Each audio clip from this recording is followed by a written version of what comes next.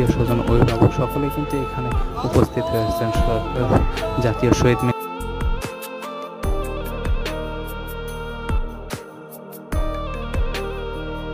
চাই যে আপনারা প্রত্যেকে আমার সন্তানের জন্য দোয়া করবেন, কিন্তু আমার সন্তানের জন্য না, এই বৈষম্য ছাত্র আন্দোলনে যারাই শহীদ হয়েছে দেশকে সুন্দর সুশৃঙ্খল করার জন্য, দেশের থেকে দুর্নীতি দূর করে, অন্যায় অত্যাচার অবিচার দূর করে যাতে ন্যায় প্রতিষ্ঠিত হয়, এই জন্য যারা দিনের দিকে ধাবিত হয়েছে, সতের দিকে যারা আহ্বান হয়েছে, এদেরকে আল্লাহ পাক হায়াতে তৈরি প্রদান করুন। আমরা চাই না এই দেশটা আগের মতো, আমরা চাই দেশটা ভালো,